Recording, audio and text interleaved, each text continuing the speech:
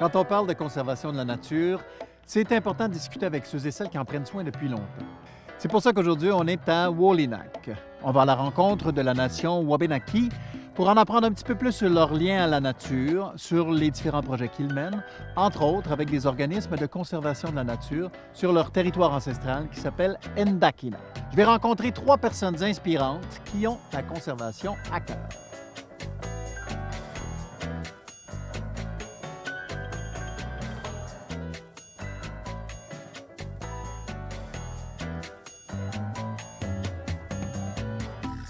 Jean-Guy, peux-tu me décrire le territoire Endakina? De où ça part, de où ça arrête, là, c'est le fleuve Saint-Laurent. À partir de Sorel, la rivière Richelieu, on monte jusqu'aux lignes de la frontière des États-Unis, puis ça va jusqu'à la rivière Etchemin, dépasser Québec. Puis on remonte encore vers la frontière des États-Unis. Puis sinon, bien, ça continue aussi l'autre côté. Le Endakina n'a pas de frontières, là, sauf les limites qu'on a là, avec les autres nations. Pour vous, nature et culture, c'est des choses qui vont ensemble. Peux-tu m'expliquer de quelle façon? T'sais, anciennement, on habitait la forêt. T'sais. Fait que tout ce que tu voyais, toutes les discussions qu'il y avait, tout le lien, tout ce que tu faisais était en lien avec la nature. Les discussions, la langue, étaient en lien avec la nature. Il y a des mots que tu n'as pas en Abénaki parce que ça n'existait pas. Tu as les noms qui étaient présents avec ce que tu voyais en forêt, puis qu'est-ce que tu utilisais, puis qu'est-ce que tu faisais. Mais tu sais, aujourd'hui, on pourrait pas, comme tu dis, hey, ça, comment tu appelles ça? Tu peux pas donner de nom, tu peux pas trouver un nom. Il faudrait en faire un. Fait que, tu sais, sûrement aussi que ça se faisait dans le temps parce que pour faire une langue, il faut qu'elle bouge, il faut qu'elle vive. Le lien avec la nature, c'est beaucoup la chasse, la pêche, la cueillette. L'accès, c'est de pouvoir y vivre, là, y camper. Puis moi, quand je vais en forêt, bien, c'est d'y marcher. Je pourrais pas te dire s'il y a du chevreuil là-bas, si je peux pas y aller, si je reste ici.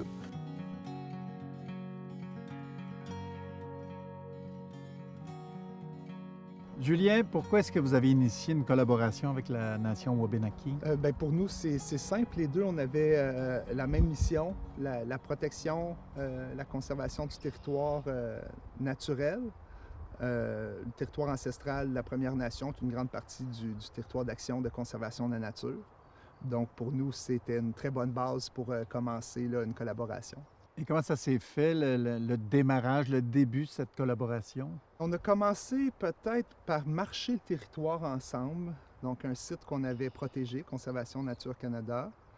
On est allé voir, marcher ensemble, on a appris à se connaître un petit peu, on a échangé des données. Et puis souvent, un cours d'1 an ou 2, là, on a vraiment appris les fonctionnements de l'un de l'autre et être à l'écoute, vraiment. Puis marcher ensemble le territoire, ça l'aide beaucoup.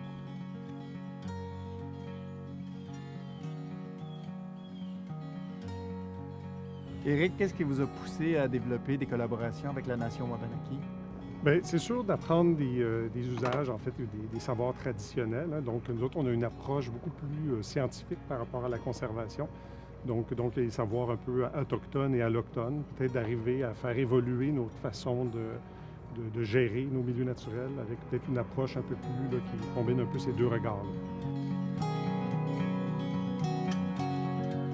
Qu'est-ce que ça vous apporte à vous comme organisme de collaborer de cette façon-là?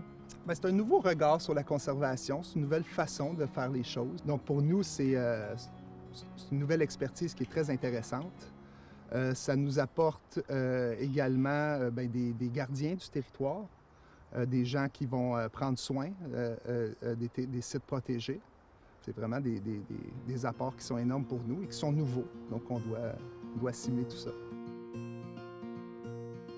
Quelle importance ça a pour vous, ce territoire ancestral?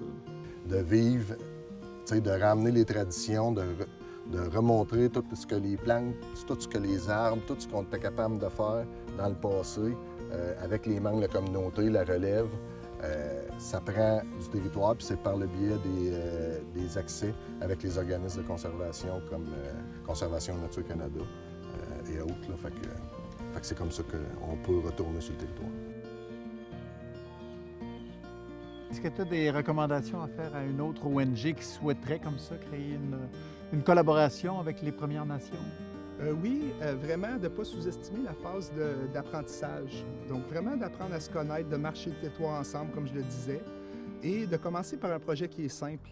Un projet de gardiennage d'un site protégé qui n'a pas d'usage ou d'entente d'usage ou de bail de baux avec des usagers locaux.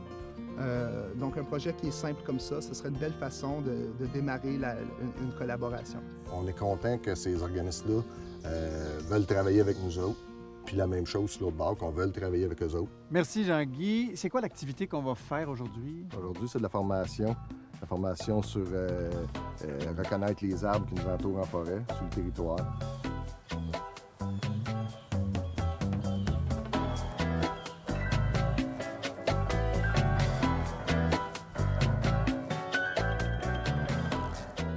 On a rencontré des gens passionnants qui nous ont fait comprendre à quel point notre territoire est riche. Riche de nature, évidemment, mais aussi riche de culture, riche de savoirs autochtones, de savoirs scientifiques. Et ce qui est extraordinaire, c'est qu'en combinant les savoirs autochtones et allochtones, on fait plus que multiplier les expertises. On renforce les liens, on améliore nos façons de faire et on protège mieux. Diversifier notre regard, c'est tout naturel pour protéger les milieux naturels.